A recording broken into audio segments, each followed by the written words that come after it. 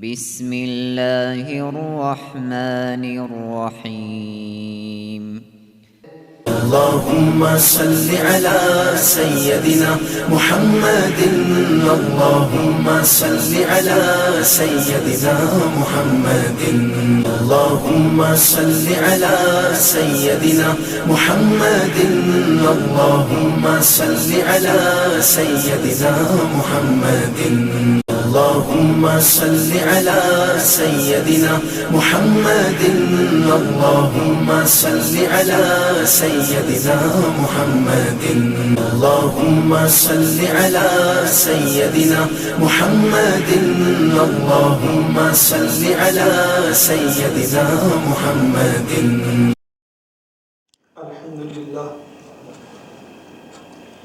الحمد لله نحمده ونستعينه ونستغفره ونؤمن به ونتوكل عليه ونعوذ بالله من شرور أنفسنا ومن سيئات أعمالنا من يهده الله فلا مضل له ومن يضلله فلا هادي له ونشهد أن لا إله إلا الله وحده لا شريك له ونشهد أن محمدا عبده ورسوله أما بعد أعوذ بالله من الشيطان الرجيم بسم الله الرحمن الرحيم وإذ جعلنا البيت مثابة للناس وأمنا واتخذوا من مقام إبراهيم مصلى وعهدنا إلى إبراهيم وإسماعيل أن طهر بيتي للطائفين والعاكفين والركع السجود صدق الله العظيم. إن الله وملائكته يصلون على النبي يا أيها الذين آمنوا صلوا عليه وسلموا تسليما. اللهم صل على سيدنا ومولانا محمد وعلى آله وصحبه وبارك وسلم. اللهم صل على سيدنا ومولانا محمد وعلى آله وصحبه وبارك وسلم. الصلاة والسلام عليك يا رسول الله وعلى آلك وأصحابك يا حبيب الله. اللہ تبارک و تعالی وحدہ لا شریک کا بے پایہ فضل و کرم اور احسان و انعام ہے کہ جس نے باعث تخلیق کے کائنات رحمت للعالمین شافع روز جزا خاتم النبیین مظہر ذات و صفات حق تعالی حضور سیدنا محمد مصطفیٰ صلی اللہ علیہ وآلہ وسلم کے مبارک وسیلہ سے ہم سب کو دولت ایمان عطا فرمائی. اللہ تبارک و تعالی کما حقہ ہم اس دولت کی قدر کرنے کی توفیق عطا فرمائے. آج بحمد اللہ تعالی سورہ البقرہ کی آیت 100 FM آیت نمبر 125 جو ہے انشاءاللہ اس کی تفسیر پاک بیان کرنے کی سعادت جو ہے وہ ہم حاصل کریں گے. اس آیت سے ایک آیت پہلے اللہ تبارک و تعالی وحدہ لا شریک نے تذکرہ شروع فرمایا ہے ان آیات میں اپنے پیارے خلیل کا جد الانبیاء حضرت سیدنا ابراہیم علیہ السلام. آپ کا ذکر پاک جو ہے وہ شروع کیا گیا ہے جس کی تفسیر بھی الحمدللہ تعالی ہم نے گزشتہ اتوار جو گزرا ہے اس دن ہم نے عرض کی تھی. اس آیت پاک میں بھی حضرت سیدنا ابراہیم علیہ السلام کا ذکر پاک جو ہے وہ جاری ہے بلکہ اگلا پورا رکوع اور اس کے بعد اعظامی جو ہے وہ آپ کے حوالے سے ہی سلسلہ کلام جاری رہتا ہے. ارشاد فرمایا اللہ تبارک و تعالیٰ نے وَإِذْ جَعَلْنَا الْبَيْتَ مثابۃ للناس وامنا، اور یاد کیجئے کہ جب ہم نے بیت اللہ کو، خانہ کعبہ کو لوگوں کے رجوع کی جگہ بنا دیا، وامنا، اور لوگوں کے لیے امن کی جگہ ہم نے اسے بنا دیا، واتخذوا من مقام ابراہیم مصلی، اور فرمایا کہ مقام ابراہیم کو تم لوگ نماز پڑھنے کی جگہ جو ہے اسے بنا لو۔ وَأَحِدْنَا إِلَىٰ إِبْرَاهِيمَ وَإِسْمَاعِيلَ أَن طَهِّرَ بَيْتِي، اور ہم نے تاکیداً فرمایا حضرت سیدنا ابراہیم علیہ السلام سے اور حضرت سیدنا اسماعیل علیہ السلام سے کہ ان طہر بیتی، کہ میرے گھر کو پاک رکھو، للطائفین، طواف کرنے والوں کے لیے، والعاکفین، اور اعتکاف کرنے والوں کے لیے، والرکع السجود، اور رکوع اور سجود کرنے والے لوگوں کے لیے۔ یہ آیت پاکہ جو ہے وہ ترجمہ ہے، جس کی تفسیر جو ہے وہ آج انشاءاللہ تبارک و تعالی ہم عرض کریں گے۔ ارشاد ربانی ہوا فرمایا کہ اور یاد کیجئے وَإِذْ جَعَلْنَا الْبَيْتَ، کہ جب ہم نے بنا دیا اس گھر کو، یعنی خانہ کعبہ کو، کس گھر کو؟ یعنی خانہ کعبہ کو۔ بیت کا لفظ جو ہے لغوی طور پر لینگویج کے اعتبار سے بیت جو ہے یہ بیتونہ سے جو ہے یہ لفظ جو ہے یہ نکلا ہے، اور بیتونہ کا مطلب ہوتا ہے رات گزارنا۔ اس کا لغوی معنی کیا ہے؟ رات گزارنا بیتونہ کا مطلب۔ سو اس کا مفہوم یہ ہے، بیت جو ہے، بیت اس جگہ کو کہتے ہیں جہاں پہ رات گزاری جائے، اس لیے عربی میں گھر کو بیت کہا جاتا ہے۔ عربی میں گھر کو کیا کہتے ہیں؟ بیت، یعنی اس کا لغوی معنی یہ ہے کہ وہ جگہ جہاں پہ انسان اپنی رات گزارتا ہے اس کو بیت کہتے ہیں۔ اس مقام پر صاف ظاہر ہے بیت سے مراد جو ہے وہ خانہ کعبہ ہے۔ بیت سے کیا مراد ہے؟ خانہ کعبہ مراد ہے۔ اور اس جو ہے اس میں بھی بڑی جو ہے یہ پرلطف ایک بات مفسرین نے بیان کی ہے کہ اس میں ارشاد فرمایا گیا کہ اس میں اذکر جو ہے وہ مخذوف ہوتا ہے، اس میں اذکر کا مفہوم پایا جاتا ہے۔ اذکر کا مطلب ہوتا ہے یاد کیجئے۔ اذکر کا کیا معنی ہے؟ یاد کیجئے۔ اور یاد کوئی بھی بات کسی کو تب کروائی جاتی ہے جب وہ پہلے سے اس بات کو جاننے والا ہوتا ہے۔ جب وہ پہلے سے اس بات کو جاننے والا ہوتا ہے اور اس مقام پر وہ موجود ہوتا ہے اور اس کو خبر ہوتی ہے کہ یاد کیجئے وہ بات کہ جب ہم فلاں جگہ پر موجود تھے۔ یعنی یاد کروانے کا مطلب یہ ہے کہ یاد اسے کروایا جاتا ہے جو پہلے سے اس واقعہ کا گواہ ہوتا ہے، جو پہلے سے اس واقعہ کا گواہ ہوتا ہے۔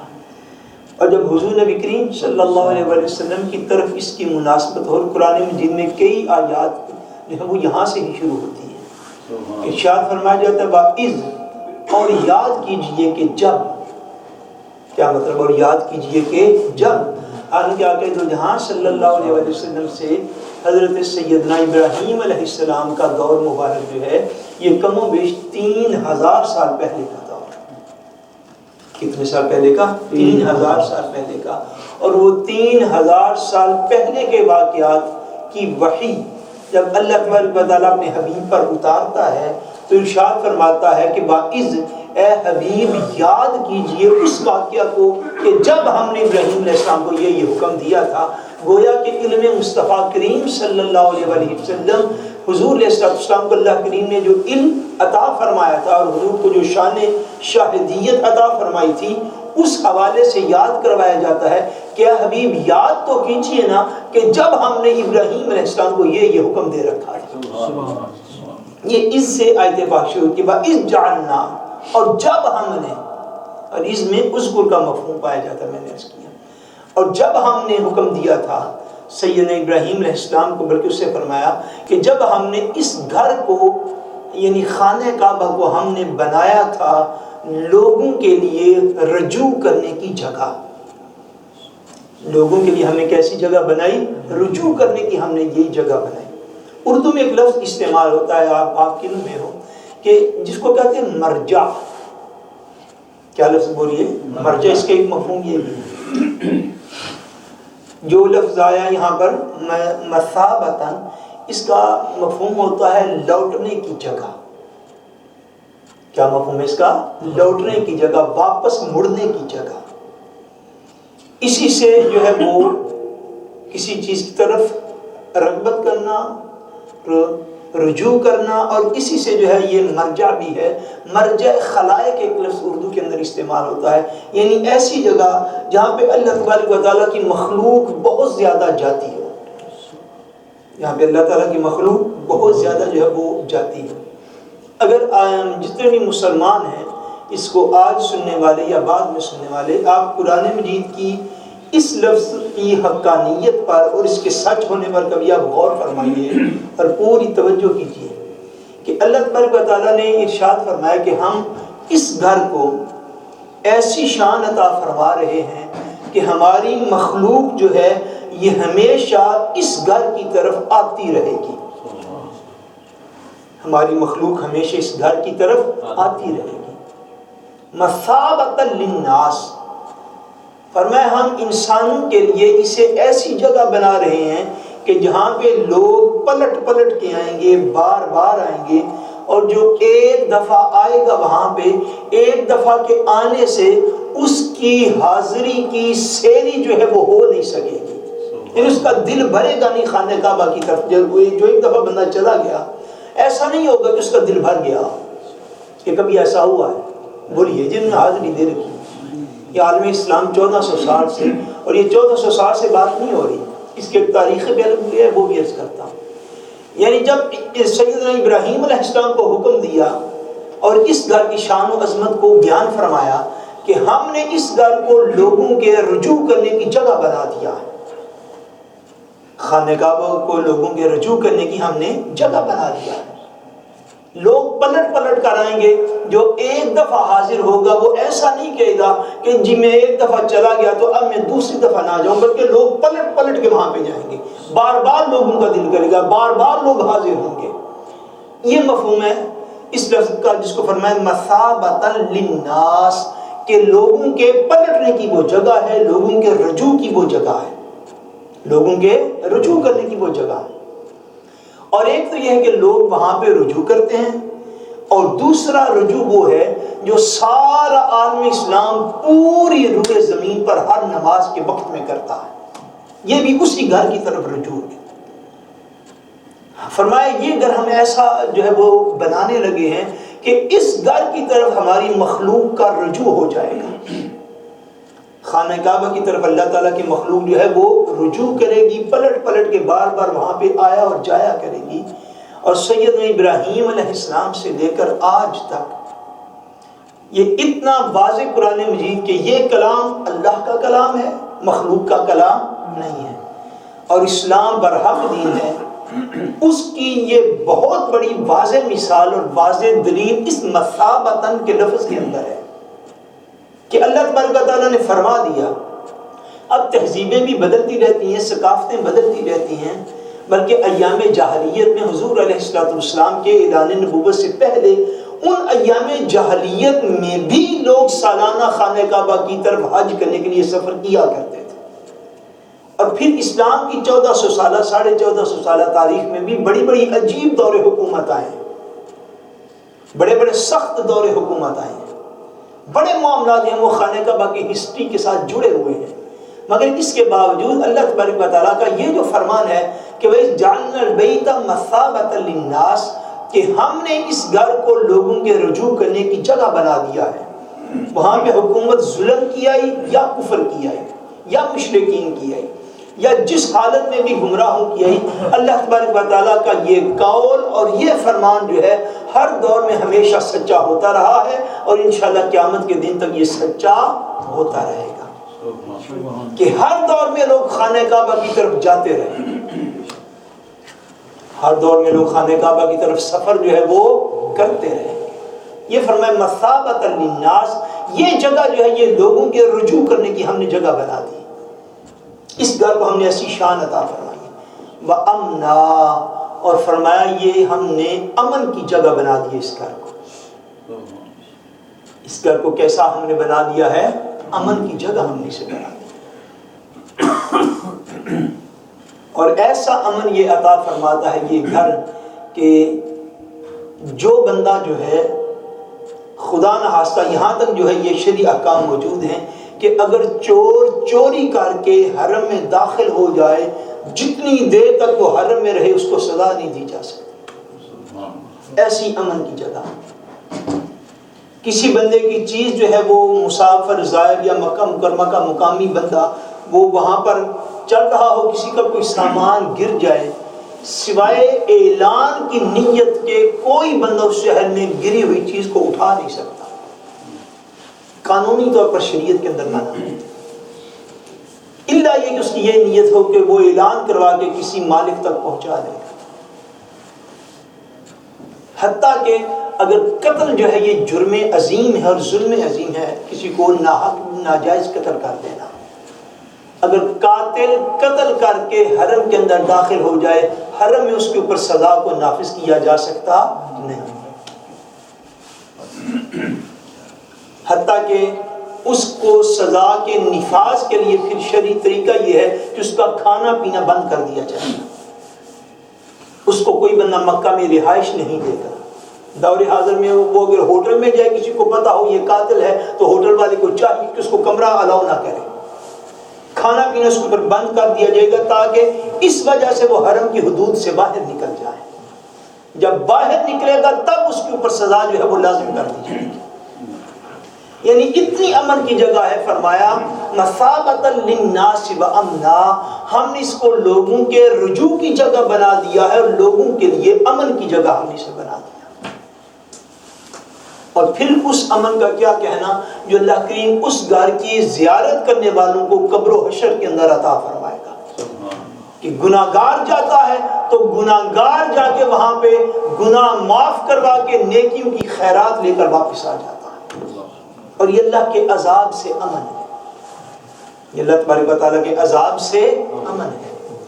فرمایا وَإِذْ جَعَلْنَا الْبَيْتَ مَثَابَةً لِلنَّاسِ وَأَمْنًا، اور یاد کیجئے کہ جب ہم نے بیت اللہ کو، اپنے گھر کو، خانہ کعبہ کو لوگوں کے رجوع کی جگہ اور امن کی جگہ ہم نے بنا دیا۔ وَاتَّخِذُوا مِن مَّقَامِ إِبْرَاهِيمَ مُصَلًّى، فرمایا ہم نے لوگوں کو حکم دیا کہ مقام ابراہیم کو نماز پڑھنے کی جگہ بنا لو، مقام ابراہیم کو نماز پڑھنے کی جگہ بنا لو۔ مقام ابراہیم کیا ہے آپ لوگ جانتے ہیں، مقام ابراہیم وہ پتھر ہے کہ جس پتھر پہ کھڑے ہو کے سیدنا ابراہیم علیہ السلام نے خانہ کعبہ کو تعمیر فرمایا، اور اس پتھر پر سیدنا ابراہیم علیہ السلام کے مبارک قدموں کے نشان جو ہے وہ موجود ہے۔ مفسرین نے تفسیر کے اندر کئی روایات جو ہے وہ درج فرمائی ہیں کہ جب سیدنا ابراہیم علیہ السلام خانہ کعبہ کی تعمیر فرما رہے تھے تو تعمیر جب آپ کے قد مبارک سے اونچی ہوئی، جب اللہ مٹی یا پتھر رکھ رہا ہوتا ہے، صاف ظاہر ہے تقریباً جب وہ شولڈر تک پہنچ جاتا ہے تو اس کو اوپر رکھنا پھر پاسبل نہیں ہوتا۔ سیدنا ابراہیم علیہ السلام نے جناب اسماعیل علیہ السلام کو فرمایا، اپنے فرزند کو فرمایا کہ بیٹا جاؤ کوئی پتھر پکڑ کے لاؤ تاکہ اس پتھر کو میں نیچے رکھ کے، اب دیوار اونچی ہو گئی ہے تو اونچی جگہ پہ دیوار کو تعمیر کر سکوں۔ سیدنا اسماعیل علیہ السلام پتھر لینے کے لیے خانہ کعبہ سے دور پہاڑی کی طرف گئے جس کا نام جبل ابو قبیس ہے، جس کے اوپر اس وقت شاہی محل ہے صفا والی سائڈ کے اوپر، یہ جبل ابو قبیس ہے۔ سیدنا اسماعیل علیہ السلام اس طرف گئے، اس طرف جا رہے تھے تو آسمان سے سیدنا جبریل امین کا نزول ہوا۔ فرمایا کہ آپ کہاں جا رہے ہیں؟ ارشاد فرمایا کہ میں ابا جان نے کہا کہ کوئی پتھر لے کر آؤ تاکہ اس کو میں نیچے رکھوں، نیچے اس کے اوپر کھڑا ہو کے تو خانہ کعبہ کی دیوار کو تعمیر کروں۔ سیدنا جبریل امین علیہ السلام نے ارشاد فرمایا آئیے میں آپ کو 2 پتھر عطا کرتا ہوں، اس پہاڑ میں وہ پڑے ہوئے ہیں، مگر یہ 2 پتھر وہ ہیں جو آسمانوں سے سیدنا آدم علیہ السلام کے ساتھ اتارے گئے ہیں۔ فرمایا یہ 2 پتھر لے جائیے، ان میں سے ایک پتھر کو خانہ کعبہ کی دیوار میں نصب کر دیں اور ایک پتھر کو خانہ کعبہ کی تعمیر کے لیے استعمال کریں۔ سیدنا اسماعیل علیہ السلام وہ 2 پتھر جو آسمانوں سے جناب سیدنا آدم علیہ السلام کے ساتھ اتارے گئے تھے وہ 2 لے کر حاضر خدمت ہوئے جناب ابراہیم علیہ السلام کی بارگاہ میں۔ ان میں سے ایک پتھر جو ہے وہ حجر اسود کہلاتا ہے اور ایک پتھر جو ہے وہ مقام ابراہیم کہلاتا ہے۔ اور آقا دو جہاں نبی کریم صلی اللہ علیہ وسلم نے ارشاد فرمایا مقام ابراہیم وہ پتھر ہے اور رکن یمانی کے پتھر وہ پتھر ہے، اور ایک مقام پر فرمایا حجر اسود وہ پتھر ہے۔ فرمایا یہ وہ پتھر ہیں کہ اللہ تبارک و تعالیٰ نے اپنی حکمت کاملہ سے ان پتھروں کا نور سلب فرما لیا ہے۔ ان پتھروں کے اندر جو نورانیت ہے فرمایا وہ سلب کر لی ہے، محو کر لی ہے، کھینچ لی ہے۔ فرمایا اگر اللہ تبارک و تعالیٰ حجر اسود کی اور مقام ابراہیم کی نورانیت کو اپنی حکمت سے سلب نہ فرما لیتا تو ان پتھروں کی روشنی سورج کی روشنی سے زیادہ چمکدار ہوتی، سورج کی روشنی سے زیادہ چمکدار ہوتی۔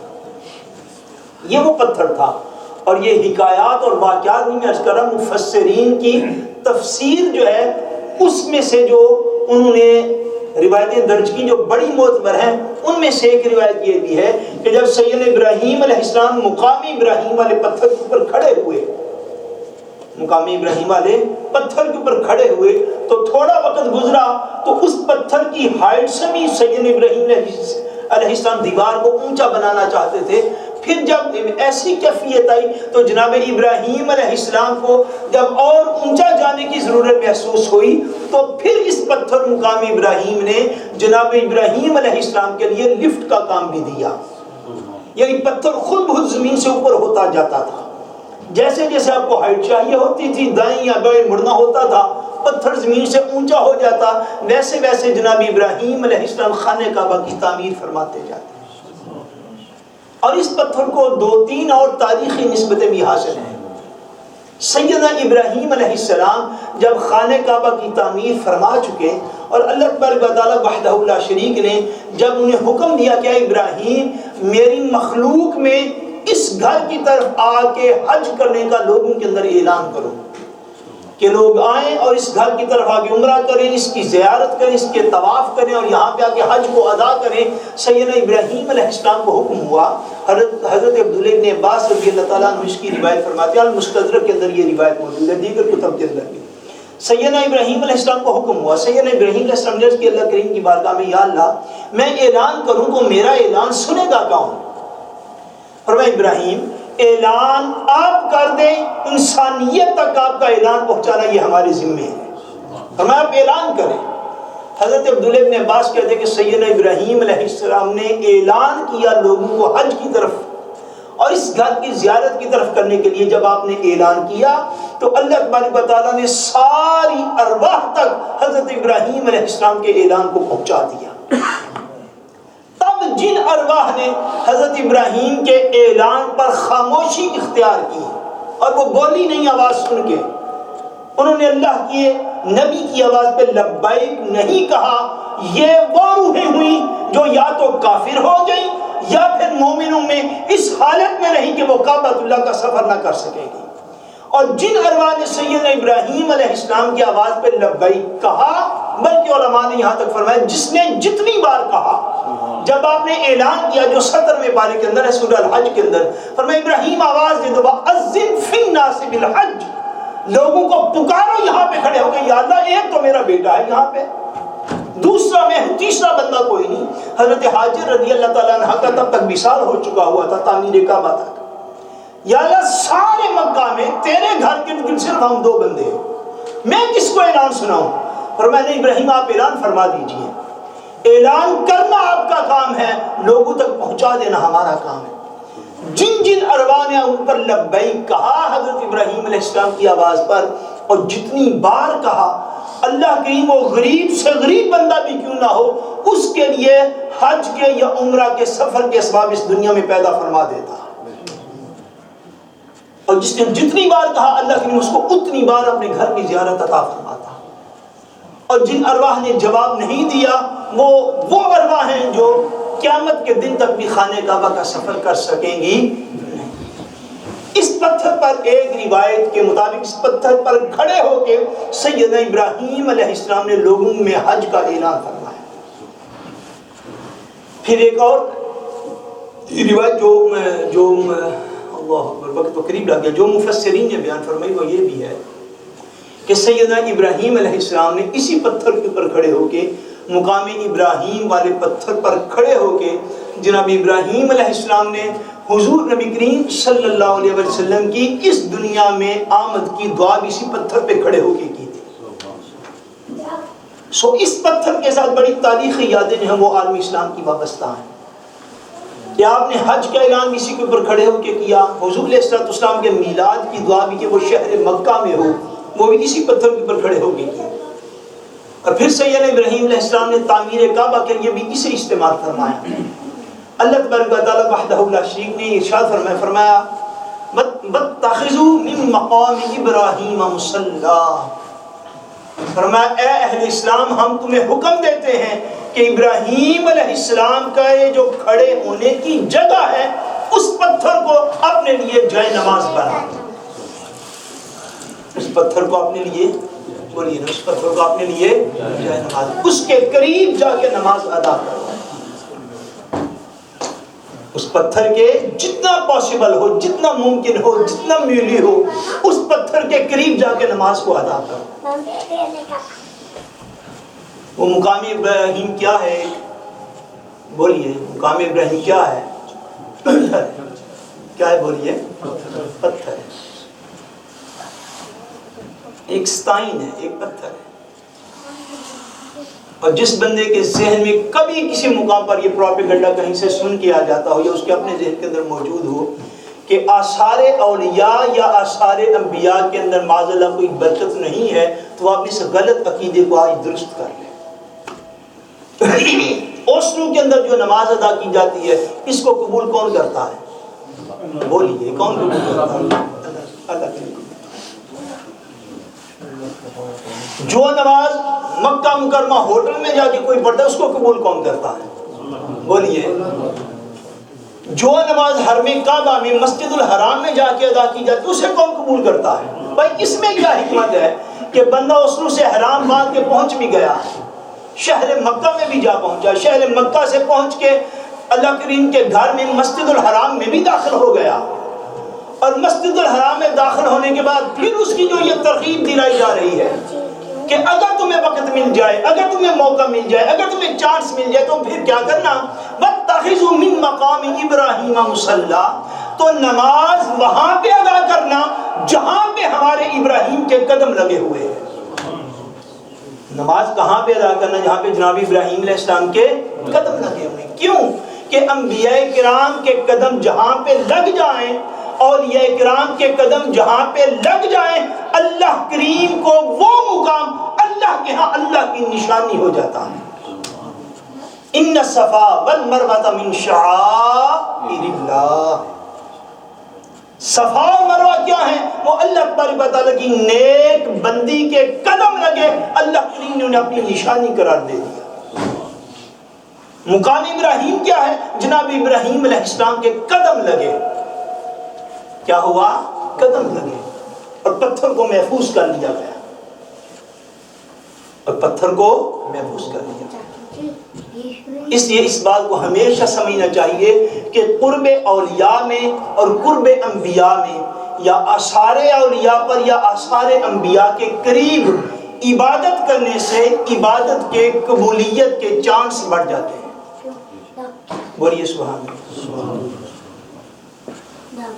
یہ اس کے اندر واضح جو ہے اللہ تبارک و تعالیٰ نے یہ حکم فرمایا، وَاتَّخِذُوا من مقام ابراہیم مصلی، ابراہیم علیہ السلام کے پتھر جو ہے اس کے پاس نماز پڑھنے کی جگہ بنا، یعنی اس کے قرب میں جا کے نماز ادا کرنے کی کوشش کریں۔ آج اتنا ہی ہو سکا، بقیہ جب اللہ کے لیے منظور ہو تو انشاءاللہ تعالیٰ اگلے جمعہ المبارک پر اسی آیت پاک کی مزید تفسیر عرض کریں گے۔ وما علینا الا البلاغ۔